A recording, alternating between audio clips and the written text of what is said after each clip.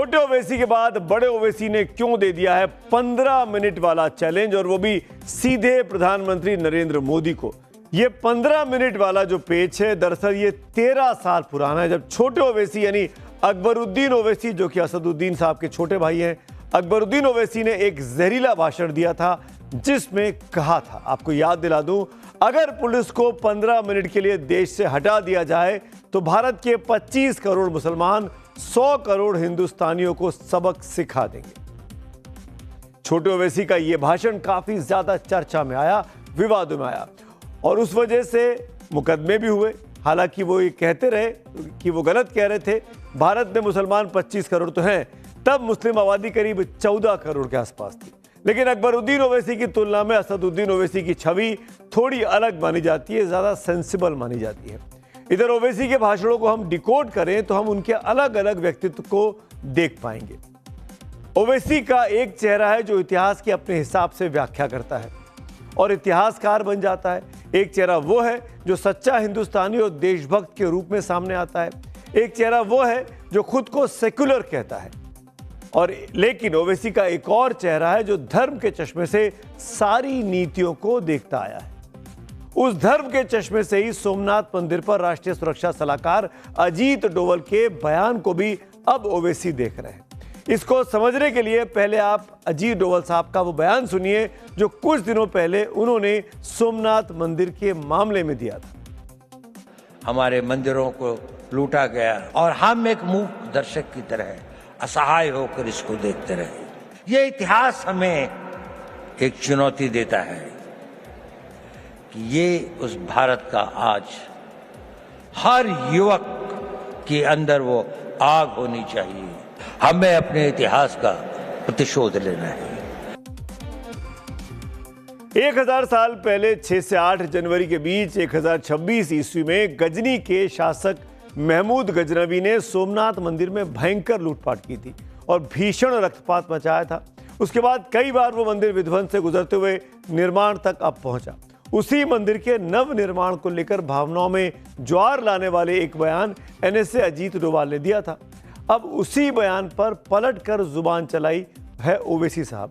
सुनिए कि मंदिर के तोड़े जाने का वो कौन सा इतिहास अब बता रहे हैं। दरअसल ओवैसी एक पत्थर से कई निशाना साधने का प्रयास कर रहे हैं, तभी अजीत डोभाल पर इतना बड़ा हमला कि आखिरकार इतिहास बदलेंगे तो कहां कहां तक इतिहास बदलेंगे।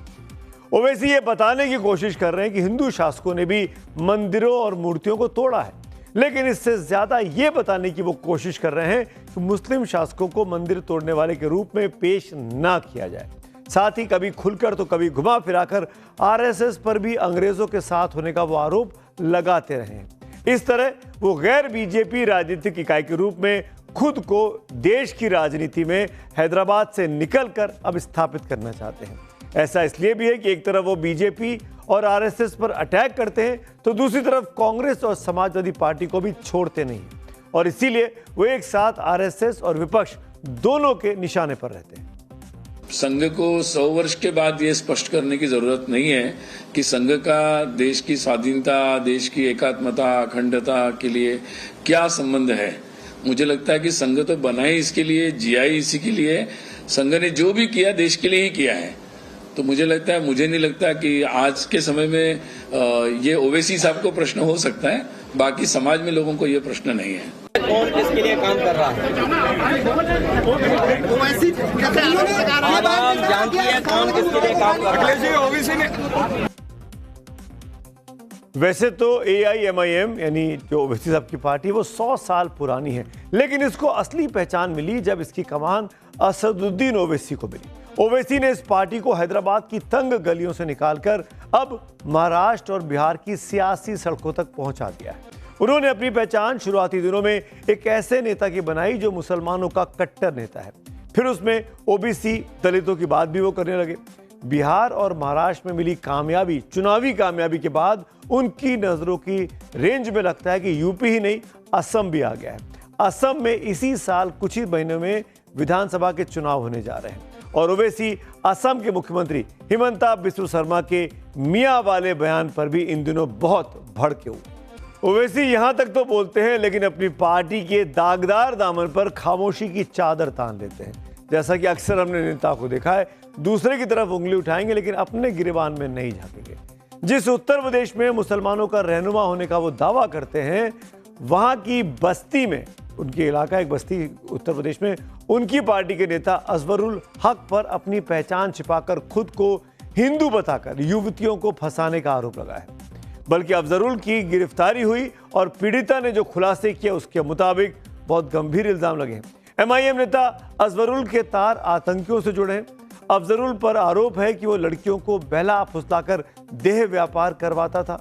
उस पर आरोप है कि वो हिंदू नाम रखकर हिंदू लड़कियों को प्रेम जाल में फंसाता था और फिर उनका बलात्कार करके ब्लैकमेल करता था। अफजरुल पर आरोप है कि लड़कियों को बेचने वाला रैकेट भी वो चलाता था, यानी ह्यूमन ट्रैफिकिंग का।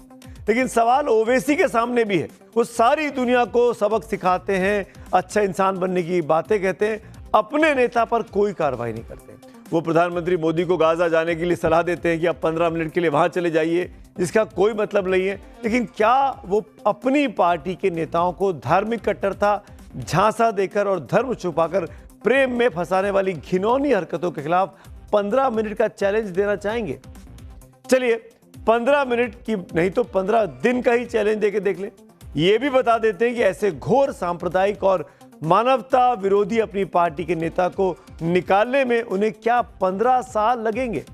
अभी तक क्यों नहीं निकाला अपने उस नेता को जिस पर इतने संगीन इल्जाम लगे, जो कि एक छोटा सा प्यादा है उनकी पार्टी का?